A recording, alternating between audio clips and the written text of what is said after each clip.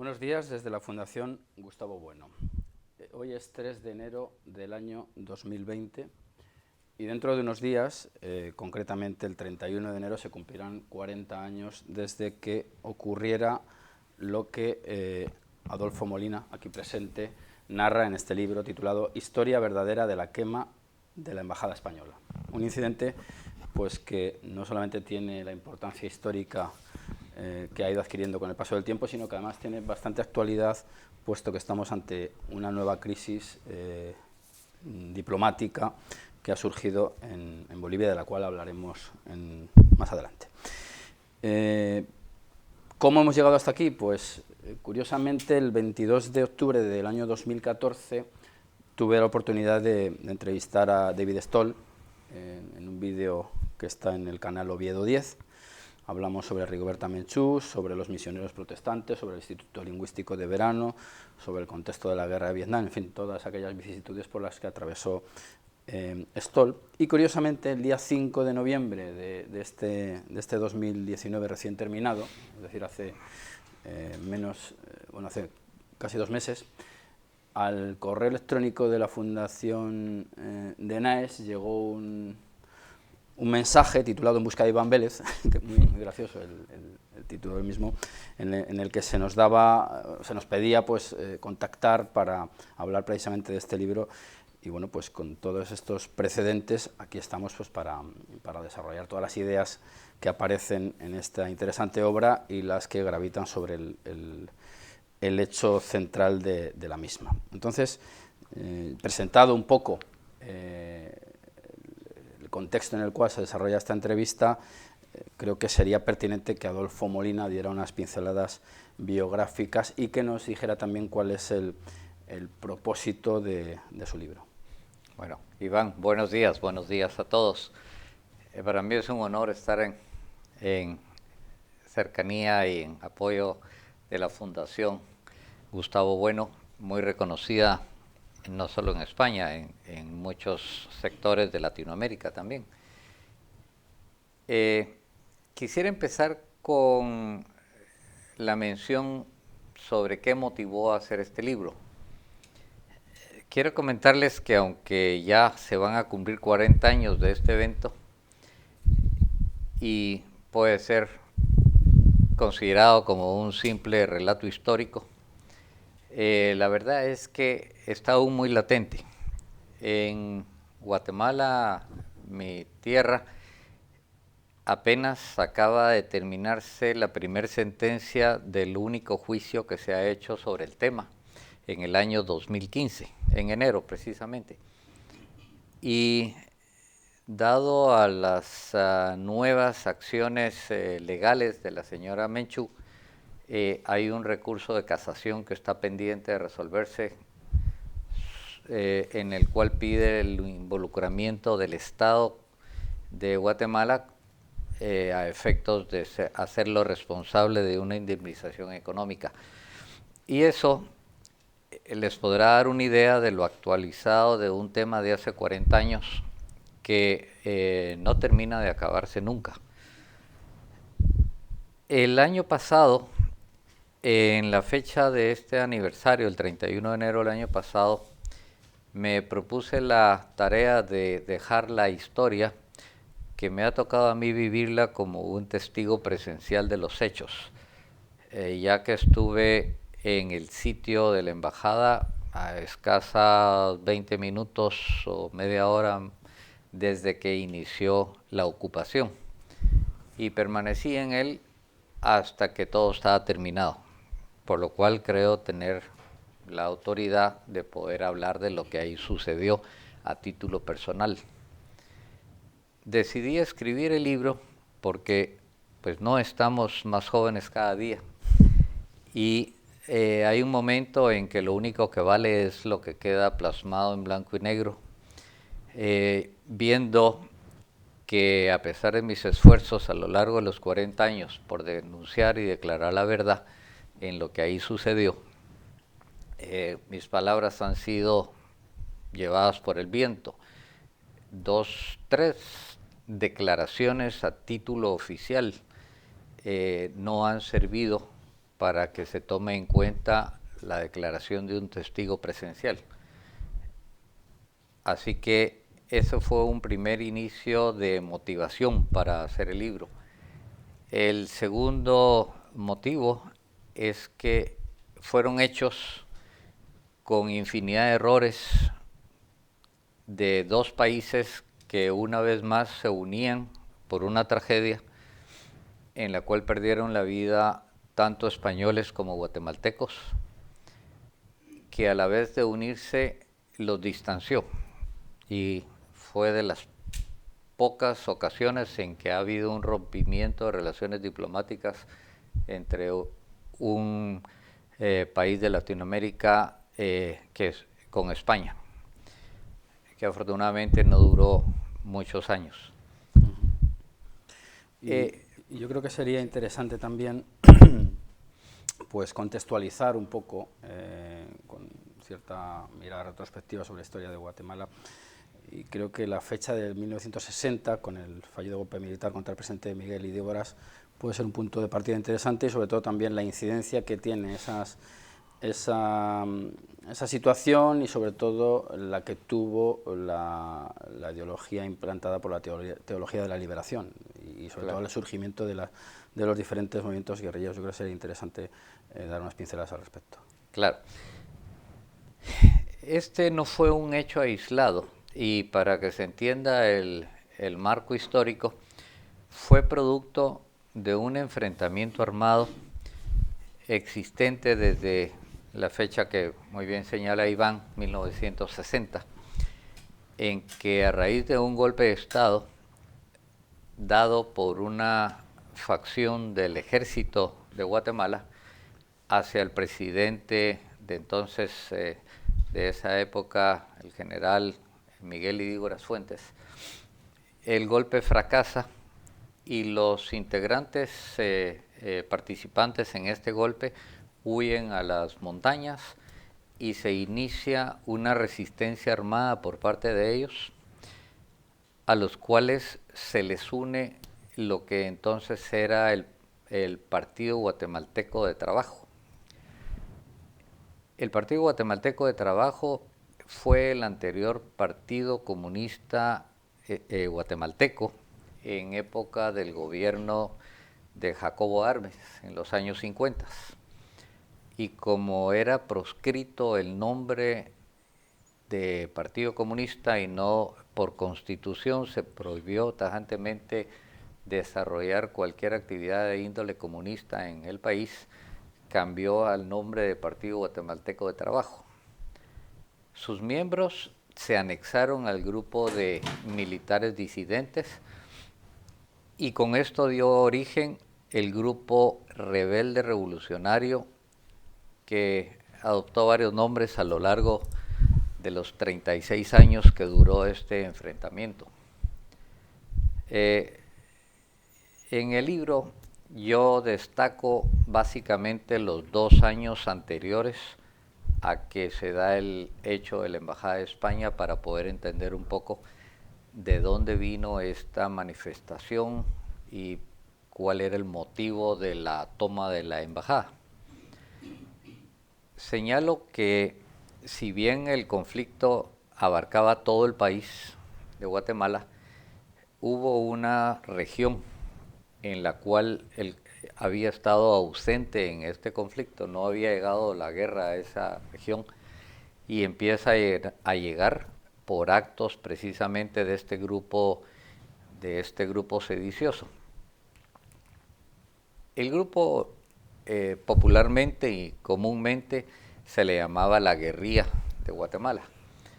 Yo trato de hacer énfasis en lo que leí en alguna publicación, que el término guerrilla no se aplica cuando las personas en un mismo país, siendo nacionales de ese país, combaten contra cualquier otra institución armada.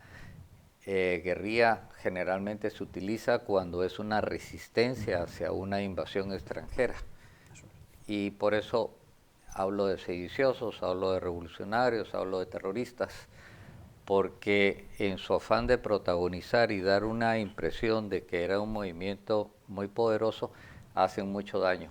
Era un grupo pequeño, eventualmente en los años más crudos de este enfrentamiento, del 80 al 82, creció a otra dimensión, pero jamás para poder ser considerada una guerra civil. Nunca tuvo esa dimensión. De hecho, la población de Guatemala se mantuvo al margen del conflicto y apoyaba a las instituciones legalmente establecidas que defendían la soberanía y un Estado.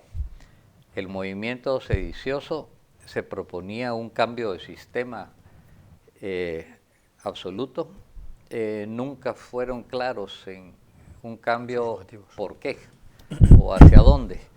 Sin embargo, en su lucha enfrentaron varios gobiernos. No fue un movimiento que buscara el derrocamiento de un gobierno en específico, sino que pasaron 4 o 5 gobiernos dentro de ese conflicto.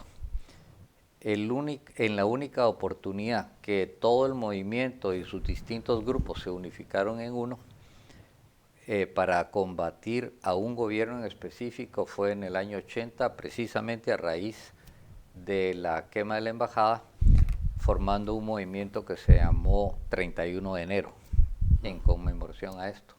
¿Se puede hablar entonces de un movimiento, un contexto jesuítico marxista? Bueno, precisamente en el año 78, 2 años antes del evento,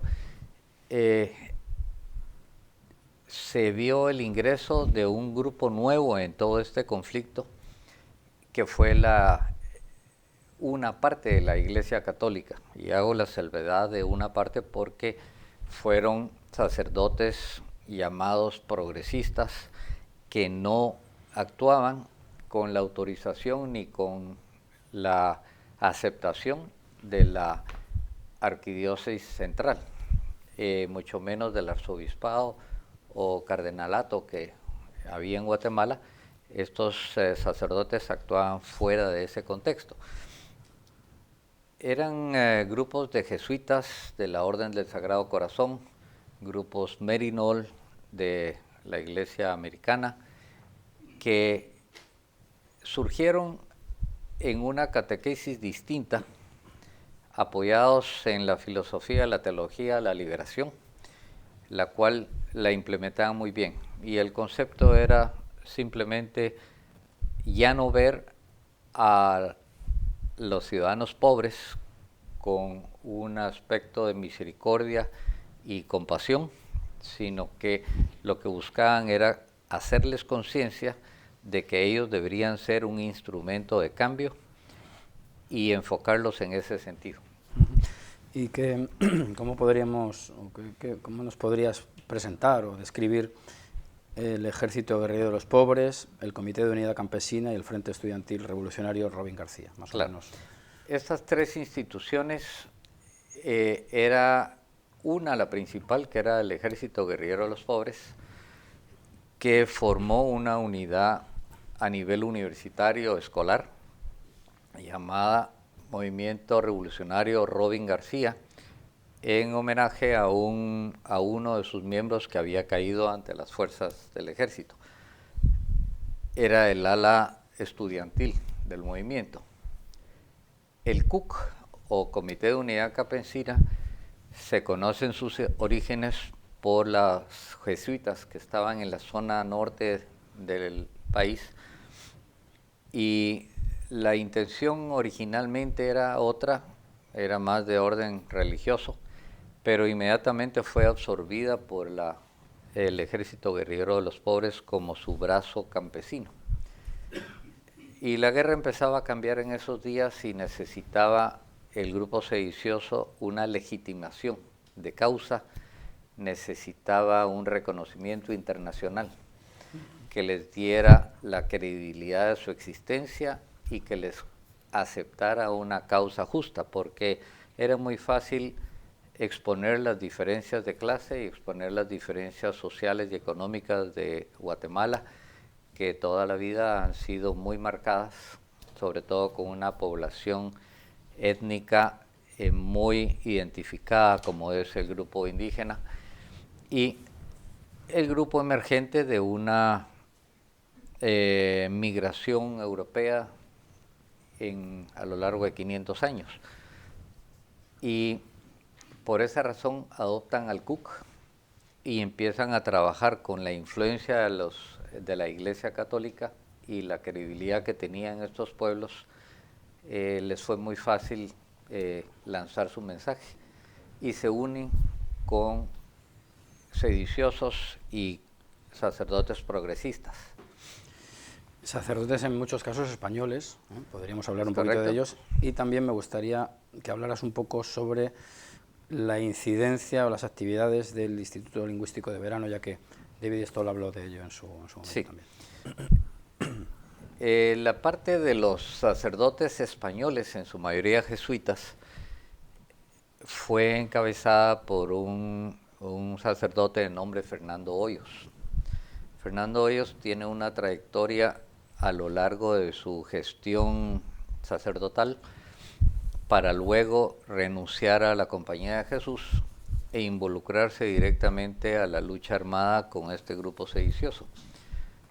Tan es así que años más tarde Fernando Hoyos es abatido por una patrulla militar en un enfrentamiento de la célula sediciosa que él comandaba.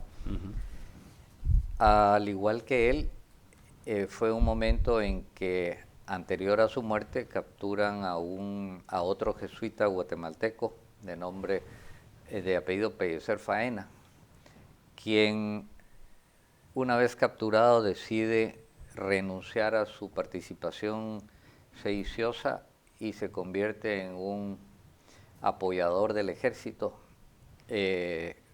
Aún después del conflicto armado, siguió estando en ese campo, no hubo una presión o un cambio, sino que él decidió dejar las armas por lo sano, y fue muy importante en la estrategia que el ejército después ocupó para enfrentar a este grupo rebelde. Y entonces, el tema de la Embajada de España se da porque el Ejército Guerrillero de los Pobres decide utilizar al grupo campesino que tenía en sus filas, al grupo universitario que ya tenía muy bien organizado, para crear un evento que llamara la atención a nivel internacional. Con esto en la mente, se abocan a los sacerdotes jesuitas que trabajaban en el campo, españoles. Ellos a su vez contactan al embajador español y en una forma especulativa, tengo que decirlo porque eso no me consta y eso son la parte de las verdades que nunca han sido reveladas con honestidad, deciden hacer un evento en la embajada que llamara la atención de la prensa, de los países que estaban representados en Guatemala, buscando la inmunidad de una sede diplomática. Y no solo con eso, el embajador también buscó de alguna manera avalarse con personajes de la política, del mundo público de Guatemala, que fueran totalmente libres de tacha, de una honorabilidad reconocida y de una capacidad profesional internacionalmente conocida por igual, como un aval más de que se respetara esa sede diplomática. Y eso fue lo que da el inicio a la idea y al concepto, y viene la toma de la embajada. Vale, antes de entrar en ese episodio, que le dedicaremos un espacio concreto, ¿qué papel juega en todo este engranaje de instituciones la Universidad de San Carlos? Y también incidir un poquito en lo del Instituto Lingüístico de Verano, sí, ¿qué percepción se tenía de él en aquel momento? Nos quedó el Instituto Lingüístico de Verano al margen. El Instituto Lingüístico de Verano fue un proyecto diseñado por la CIA desde los años 50, tengo entendido. Eso, hago la salvedad que para mí fue una revelación, que hasta que no escuché la entrevista de David Stoll, no nos pudimos percatar de que eso fuera un proyecto artificial, porque lo que sí habíamos notado es que a raíz de la participación de la Iglesia Católica en estos conflictos y esta separación de pensamiento de mucha parte del pueblo de Guatemala, distanciándose de su misión catequizadora y participando en una política selectiva, aparece el resurgimiento de la Iglesia protestante en Guatemala. Guatemala fue, me atrevería a decir yo, hasta los años 80, un país con un 95% de ciudadanos católicos. No era ninguna duda en que la Iglesia jugaba un papel importantísimo en el ambiente público político de Guatemala. Toda la vida el cardenal o arzobispo estuvo al lado de los actos de gobierno, era la única iglesia reconocida oficialmente o tomada en cuenta, porque hay libertad de culto, pero tomada en cuenta era la Iglesia Católica, y a raíz de eso empieza a ir perdiendo territorio y empieza un alza en las iglesias protestantes. Al día de hoy, en una apreciación especulativa, me atrevería a decir que estamos rondando en un 50-50 de participación de la iglesia protestante, porque aparte de las iglesias tradicionales protestantes, hoy por hoy cualquiera que lee la Biblia y se pone a vociferar en una plaza es ya un pastor y empieza a causar un pueblo que lo sigue.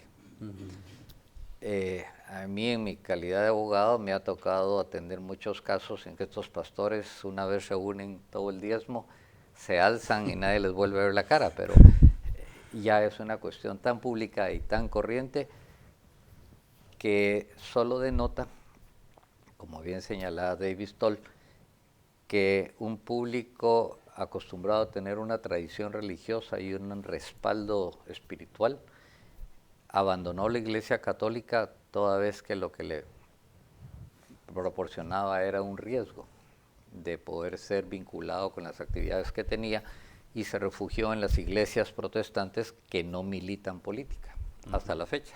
Sí, sí, sí. Y todo ello unido al auge del indigenismo en Guatemala, entiendo. Así es.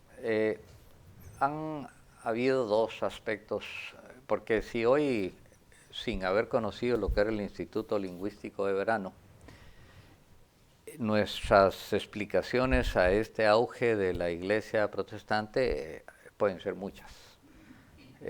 Proporciona mejores niveles de vida a los habitantes, sobre todo indígenas, porque a lo largo de la Iglesia Católica o el dominio de la Iglesia Católica, el aspecto del licor era un aspecto que muchos inclusive lo propiciaban con tal de manejar a un pueblo que estaba completamente ausente por la embriaguez, mientras que las iglesias protestantes lo prohíben. Y entonces eso generó una mejor condición de vida familiar y muchos beneficios, lógicamente. Y por eso lo han acogido muchas familias con mucha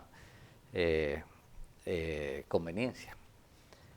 Eso es uno de tantos aspectos que podría señalar independientes. Lo que no sabíamos es que era precisamente un proyecto artificial en que se empezaba con el instituto para estudiar idiomas. Esa era la fachada y era aceptado por los gobiernos de una manera muy fácil, y en una segunda ola de acceso de funcionarios llegaban los catequistas a catequizar en el idioma indígena conceptos bíblicos y enmarcar aquello que les generó mucha aceptación.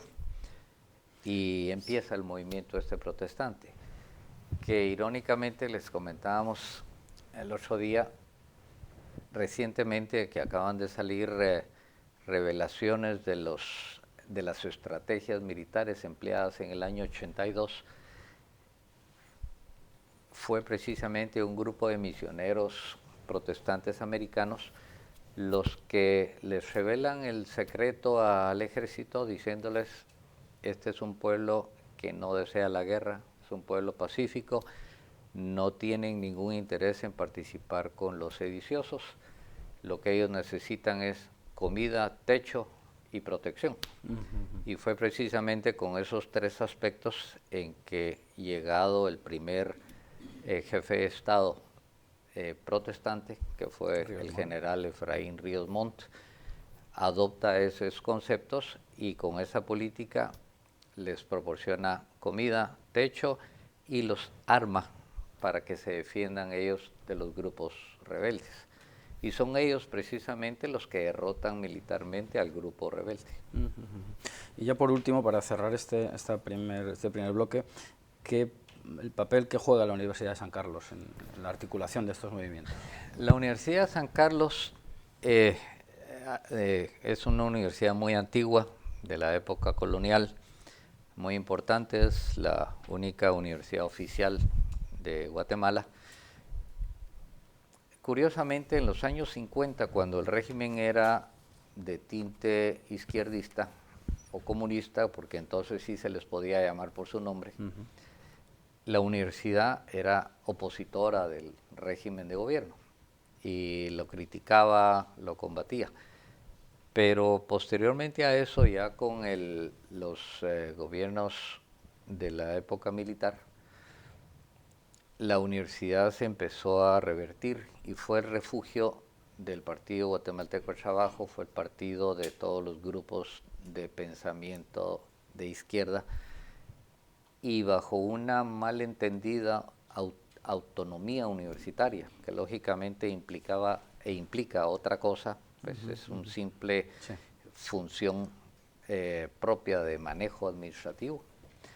Empezaron a crear una especie de territorio ajeno y la guerrilla o grupos sediciosos encontraron perfectamente el campo para reclutar ahí a sus miembros de operación, porque a lo largo de este conflicto la mayoría de los muertos fueron gente joven, muy joven,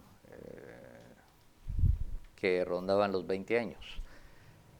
Y precisamente era una etapa de muchas ilusiones, que era fácil sembrar un mensaje de confrontación en una universidad.